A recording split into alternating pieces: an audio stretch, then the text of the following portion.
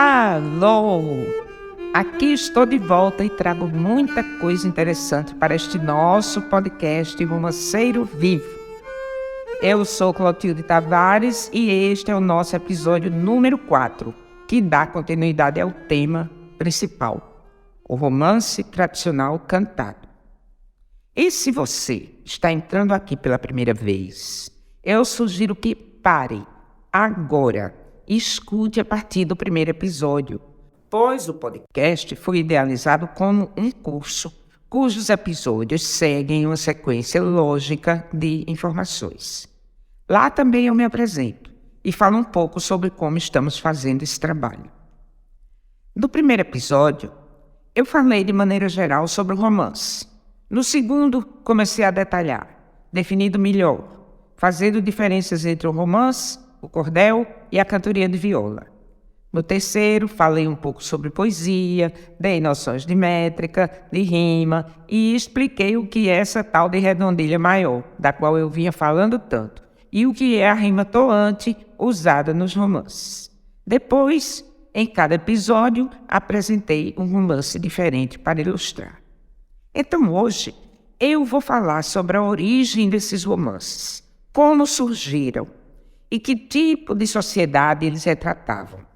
No final, você vai ouvir o romance de Santa Iria, porque há muitos desses romances que versam sobre temas religiosos.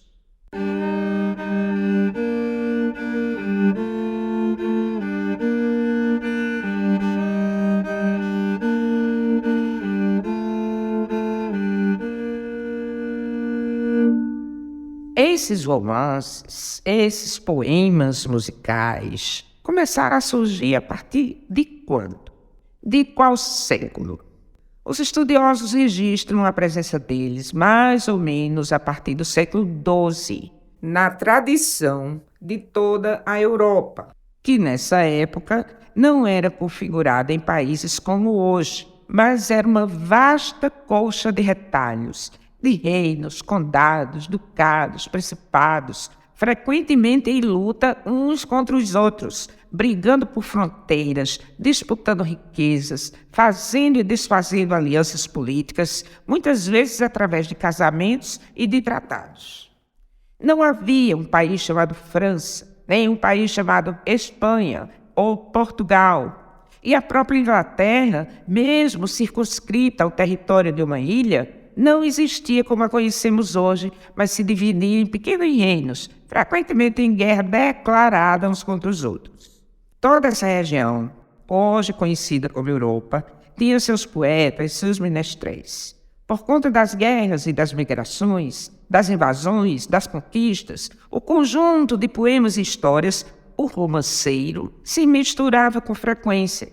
E podemos encontrar romances que mudam de nome, de melodia ou de detalhes, como o nome dos personagens, mas que contam basicamente a mesma história na tradição oral de cada uma dessas regiões. Há várias teorias para a origem desses romances. Durante muito tempo, os pesquisadores afirmavam que eles se originavam da fragmentação das canções de gesta. Essas canções de gesta eram um conjunto de longos poemas épicos em circulação entre os séculos XI e XII, narrando feitos de heróis, sendo a mais antiga a chamada Canção de Rolando, da qual existe um manuscrito datado de cerca do ano 1100. A maioria está ligada à vida de Carlos Magno e seus paladinos e nobres. Tenho certeza de que você já ouviu falar nos 12 pares de França. Esse conjunto de poemas, em especial, é chamado de Matéria de França. Mas existem outros ciclos, dependendo da temática, concentrados em outros heróis famosos, como o rei Arthur, por exemplo. Esse é chamado de Matéria da Bretanha. Esses ciclos de canções de gesta são uma coisa grandiosa, assim mais ou menos como o universo Marvel, com muitos heróis e muitas aventuras que se entrelaçam umas com as outras. Pois bem, no início, pensava-se que os romances teriam vindo daí, da fragmentação desses poemas em pedaços menores. Outras tendências de explicação apontavam justamente o oposto, que a junção dos romances teria sim dado origem às canções de gesta. Atualmente, o consenso é que são duas coisas diferentes, sem haver relação orgânica de uma matéria com a outra. Ou seja, canções de gesta são uma coisa, romances tradicionais cantados são outra. Essa terceira teoria parece ser a mais plausível e é, hoje em dia, a mais aceita.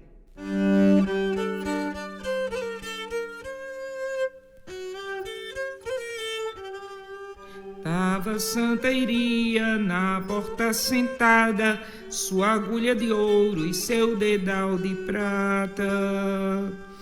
Chega um cavaleiro pedindo pousada. Neste episódio, eu quero apresentar para você um romance de cunho religioso, mas com elementos mundanos, o romance de Santa Iria. Ele já foi registrado por pesquisadores em Portugal, no Brasil, na Espanha e também na América Espanhola. Em Trás-os-Montes, que é uma região de Portugal, a protagonista se chama Cirédia ou Helena.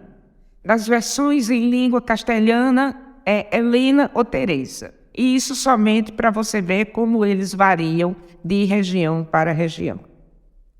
Existem também outros romances de temática religiosa ou de temas bíblicos, que abordam episódios do livro sagrado da vida de santos. Eu escolhi esse somente porque é um dos meus preferidos e porque me agrada o final. Iria é a mais nova das filhas, está bordando a porta, quando um cavaleiro pede pousada. A jovem parece desconfiar do visitante, mas obedece ao pai, servindo a mesa e preparando a cama. Tarde da noite, o homem se aproveita de todos estarem dormindo e rapta a menina, a quem violenta e depois mata, ocultando seu corpo. Mas o criminoso leva consigo a lembrança da jovem que assassinou tão cruelmente. O remorso lhe toca de tal forma que 7 anos depois ele volta e no local do crime encontra uma igreja zelada por um pastor. A jovem sacrificada agora era santa, cultuada pela população. Ele pede perdão, mas não é atendido. O poema é, de certa forma, surpreendente, porque esperamos o perdão, o que não acontece. A própria personagem vítima conclui a cantiga cheia de raiva e de sentimento de vingança, e o destino deixa o assassino em suas mãos vingativas, cabendo a ela perdoar ou não. E ela não perdoa. Há inúmeras versões dessa cantiga, com pequenas variações, mas os elementos básicos permanecem. O cavaleiro que pede pousada, a mesa posta, o leito arrumado, o rapto durante a noite, a violação nas montanhas e a subsequente morte da jovem. O cadáver oculto sobre as folhas, a volta do cavaleiro depois de anos, o pedido de perdão e a recusa deste.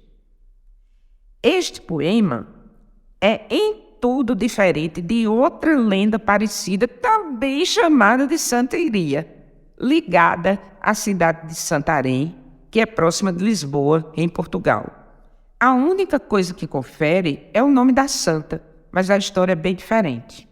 Pelo que referem os pesquisadores, ambas são lendas, mas esta segunda, ligada a Santarém, tem igreja e capela dedicadas à santa.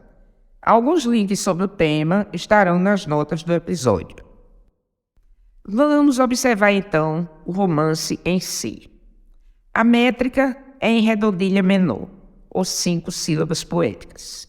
Essa versão que eu apresento a você mostra rimas toantes de terminações diferentes, pois começa com rimas em a, como sentada, prata, pousada, e no decorrer do poema aparecem rimas em ando e no final rimas em eiro. Provavelmente, essa versão que eu canto é formada pela união de partes de outras versões superpostas. É assim nas obras de transmissão oral, que vão mudando ao longo do tempo e sofrem supressões, acréscimos e interpolações, sendo isso uma característica do próprio mecanismo de transmissão. Você pode ver neste romance imagens e referências a situações e objetos próprios da época e da cultura reinante. A agulha de ouro, o dedal de prata dão uma ideia do status da família. Fazer a cama no melhor da sala, uma vez que todos os homens solteiros que faziam parte do grupo familiar e também os hóspedes que ali pernoitavam dormiam juntos no grande aposento que servia de sala. O alfange, tipo de espada larga e curva, com o qual o cavaleiro degola a moça, mostra a presença moura. E lembra aqui a você que o sul da Península Ibérica foi dominada por mouros durante muito tempo. Vamos ao canto.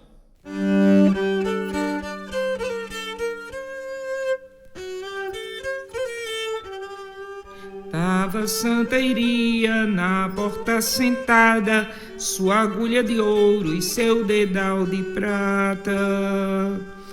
Chegou um cavaleiro pedindo pousada. Meu pai, como um tolo, disse que lhe dava. Fui fazer a ceia do que o pai mandava. Fui fazer a cama no melhor da sala. Deu-lhe a meia-noite e ele pediu água. Eu, como mais nova, levantei-me a dá-la. Pegou-me no braço, tirou-me da casa.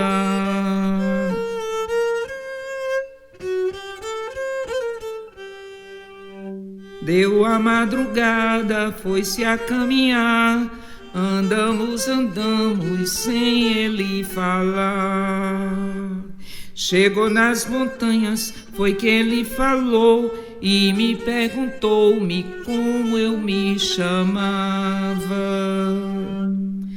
Casa de meu pai, iria fidalga, e em teus poderes iria coitada. E agora em teus braços serei desgraçada. Puxou o alfange e ali degolou-me, coberta de folha na terra deixou-me.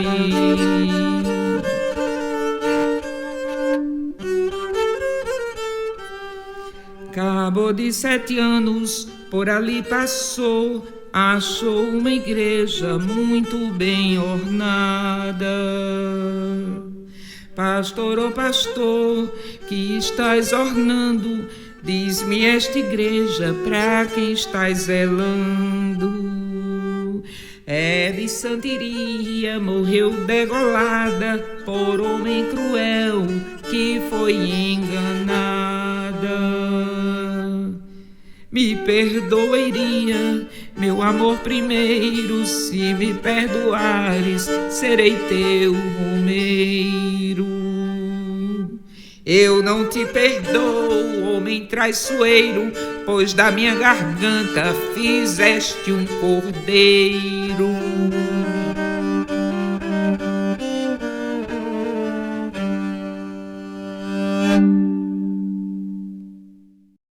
Que história, hein? Eu fico até com o coração apertado toda vez que canto isso. Pobre inocente menina. Ah, mas a vida é assim mesmo. Tem seus vários lados. E a arte, sendo o espelho da vida, também a retrata como um todo, a parte alegre e a parte triste. De qualquer forma, a poesia é sempre bem-vinda em nossas vidas, e felizes daqueles que ainda conseguem se emocionar. Então, até o próximo episódio.